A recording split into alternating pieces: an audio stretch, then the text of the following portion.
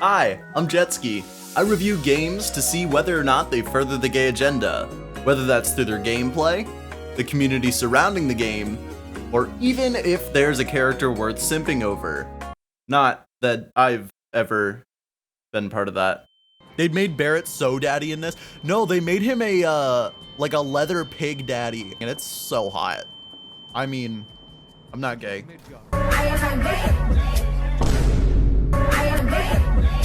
But today, there are no characters worth simping over. There are only themes. Fall Guys was initially released in 2020, where it had a pretty strong initial release with lots and lots of people talking about it online. That hype slowly died down because of the game's repetitive nature, and also possibly the cringiest Twitter account to ever exist. It is Wednesday, my dudes. Picture this. You're the CEO of Fall Guys. You're the Fall Guy. How do you deal with the death of your game? The way I see it, you really have three options. Number one, let the game die. Go through the 5 stages of grief, move on with your life. Number two, controversy. This one's pretty easy for a regular game. Gamers love to be mad at things that don't matter. All you gotta do is say that a character isn't a straight white male. It's that easy. Ellie from The Last of Us 2, political. Finn and Rey in Star Wars, political. Romance options in games, actually that's fine. Oh wait, you let them be gay? Political. Rockstar Games recently announced that their next GTA protagonist is gonna be a Latina woman, and look what gamers have to say. GTA 6 is gonna go woke. They'll also go broke.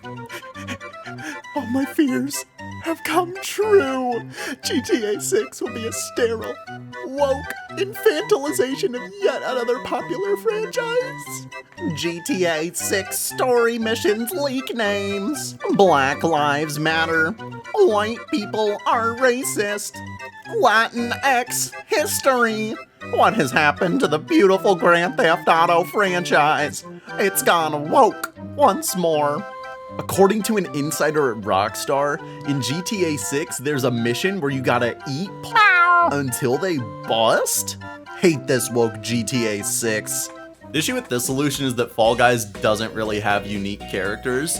All they have is small beans. So that brings us to what Fall Guys actually did to solve their game's death. Number 3, go free to play. This is a great way to revive a dead game. It brings in tons of new players, giving veteran players someone to stomp on.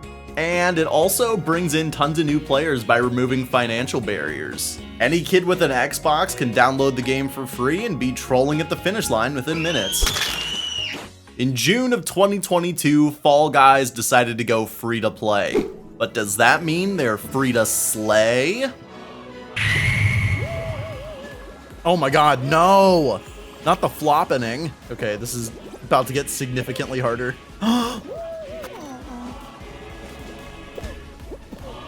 Oh my god, I'm getting clapped. Oh god. Oh, I got one. Okay. Oh no! To truly slay the house down, a game has to be fun. I gotta say, Fall Guys is pretty fun. The platforming minigames are easy enough on their own, but they get a little harder when there's 59 other players packed tighter than a flock of otters at the Eagle huddled around the last bit of poppers. The controls are super simple, which is slay. The girlies don't have to think too hard, all they gotta do is run, jump, dive, and grab. Multiplayer's super easy to hop into. Just open a lobby, invite up to 3 friends, and go. You even get a reward for it sometimes, which is kinda nice. But not everything about Fall Guys is a slay pill. I do have some gripes. First off, the game is filled with children. This is in part because the game just became free. Children are notoriously broke and leech off their parents for almost everything.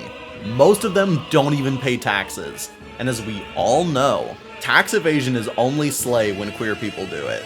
This game is made for kids, so I guess I can't get too mad about that. But I can get mad about the dumpster fire that is Fall Guys Twitter. Big Yeetus and Anti-Cheetus is now live. Surely that's worth a retweetus? Retweet if you wish your parents had named you Thick Bonkus. Great suggestions so far. Yeetinator, Sir Yeet a lot, Chonky Roll. I knew we could count on our community.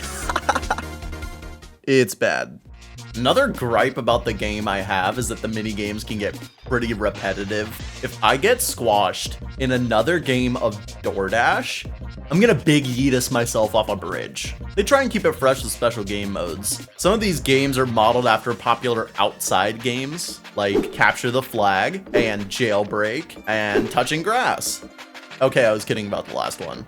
But jet ski, You might say. that's all fine and well, but you haven't even mentioned cosmetics, the most slay part about games. Relax. I'm getting there. I kind of have a tough time ranking the slay factor of the cosmetics because Fall Guys uses a battle pass system.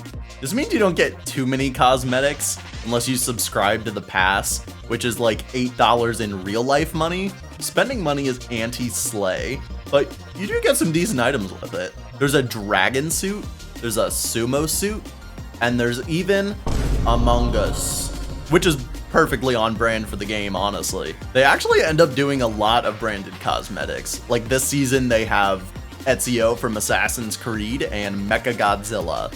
But the LGBTQ plus community has a little bit of an iffy relationship with branded content. We love products because we're little capitalist piggies, but we do hate corporate rainbow washing, so...